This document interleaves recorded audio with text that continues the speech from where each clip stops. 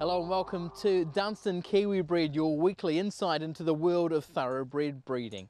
I'm Aidan Rodley. Coming up on this week's show, we showcase Purring Canto at Little Avondale Stud to discuss his progeny's successful 2-year-old season. And we introduce Atlante, the former 2000 Guineas winner now residing at Matamata's Mapperley Stud. But first up this week, we speak with Wairarapa Bloodstock agent Bruce Perry about his involvement in the industry. It's no fluke that Bruce Perry has become one of New Zealand's most respected bloodstock agents. His knowledge is superb, his record is enviable, his reputation unsullied. He has bought or negotiated the purchase of turf stars the quality of twice Hong Kong Horse of the Year Ambitious Dragon, multiple Group 1 winner Lucia Valentina and Group 1 winners Del Cielo and Atlante. Bought countless Group 1 producing mares such as Sacred Falls' Dam Iguasu's Girl, and negotiated stallion purchases the like of Savabeel, Tauke and Purring Canto. But for Perry it's not a job, rather a way of life. It's not a job, it's a passion. It's best job in the world. It is. It's great. Yeah, great lifestyle. It's been good to us. Yeah, you don't have many bad days. Perry was immersed in all things bloodstock from a young age. His parents, Herrick and Judy, ran Manawatu's Aidan stud, and most of his youth was spent around horses, mucking out boxes, studying pedigrees and tending to young stock. Probably what you could call a devil child. By that I mean I was born with a pitchfork in my hand. Parents had Aidan stud, and from there I spent all my holidays, everything. I mean, we went to sales, we mucked out boxes, so yeah, it was lifelong passion. Just grew up, that's all we knew pretty much, so yeah. Was there an attraction to the horse straight away, or is it just because of your parents? Always loved the horse. Amazing animal, right from day one. You know, father, he was really instrumental in what I've done. He was very passionate about pedigrees. He was you know, he knew probably as much as anyone knows when it comes to pedigrees and the horse. He was had an amazing eye for the horse. He was, you know, everything he did was, it was amazing. Preparer of the horse, feeder of the horse, and things like that. So, yeah, I learned a lot from him. Despite his childhood surrounded by thoroughbreds, Perry reckons he fell into his job as a bloodstock agent by accident. Back in '87, I started on my own. And it was by accident. I was working at Haunui at the time, and I had to show a horse to a couple of agents by the name of Ginger Tankard and Ken Sheeran, and they rocked up and I got talking to Ken, and from that I suddenly realised that was actually the direction I wanted to take. Gifted with a canny business mind and excellent people skills, Perry forged a burgeoning career as an agent. Ginger Tankard and Ken Sheeran not only pointed him in the right direction, but Ken especially became a key mentor. He taught me a lot. He took me under his wing a lot. He was always on the phone, even though they were up in the Waikato. But they probably put a lot of business my way. And you know, when I started, it was I think August '87, so it was just before the share market crash.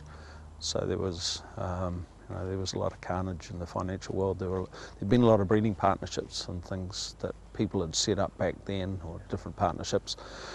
So I probably was, or lucky, there were a few mares and things like that I was able to sort of go out and people wanted to sell, and so I was able to, you know, find homes for those, and you know, whether it was through Ken or through one or two clients that I already knew and overseas. So no, it was a difficult time, but also probably a good time to start.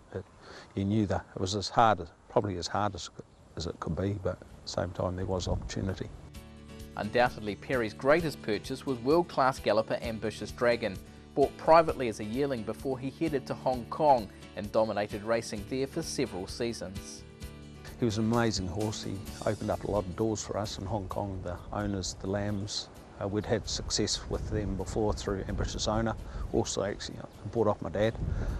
I thought I paid him a bit much at the time. I thought it was probably only worth about 20 odd. I think I sold it for about 30 odd, so it's been good to him as it turned out. They sold it for $1 million not long after, so I didn't feel that good. But no, he had a great relationship with them. They were very good for us. Anna and I and our girls, we flew up there a number of times. They flew us up and put us up in hotels, and we watched them race, and no, it was great. On his day, he was a freak. Yeah, I don't know, he's probably as good a horse as any in the world when he was at his very best. He was unbelievable. What made him so good, do you think? Very athletic horse, lovely fluent horse, but amazing temperament. He was the kindest horse, beautiful eye. He was, just a horse when you see him, you want to cuddle him. He's that type of horse. Perry's business model has changed over the years, and much of his time now is spent managing bloodstock interests for key clients. Among them, Wellington businessman Ep2, who races the likes of Lucia Valentina, Del Cielo and Wellington Cup winner Maygrove.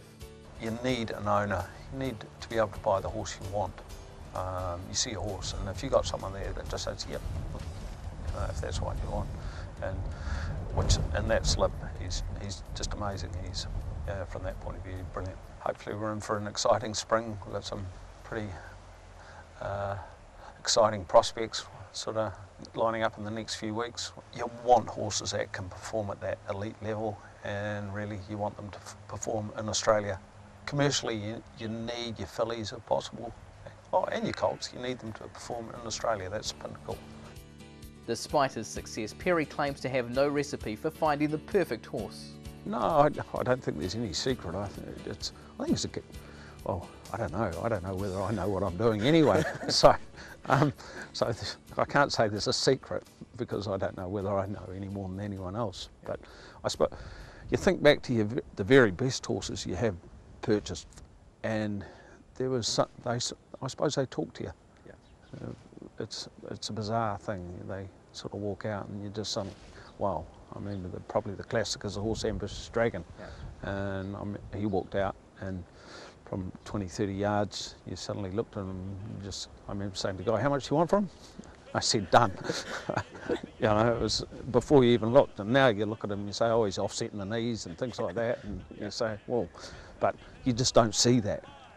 Lucia Valentina was another one, and you sort of look at her now and you say, oh, she's a bit fine-boned, or she walks a bit wonky or whatever, but when you see them, it's just something. So no, you learn, I suppose, to ignore things, and the great thing about that is it makes them cheaper, and that's probably what we look for now. You don't see us spending a lot of money for a lot of horses nowadays. We just sort of chip away, but funnily enough, we get the horses we want. That Perry has earned such respect in an industry where achievers are ready fodder for criticism is perhaps the best commentary of his success, and he has loved every minute of it.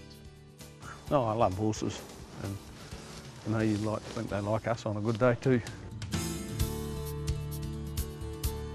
You can see why Bruce Perry's services are so sought after with the ongoing success he has enjoyed.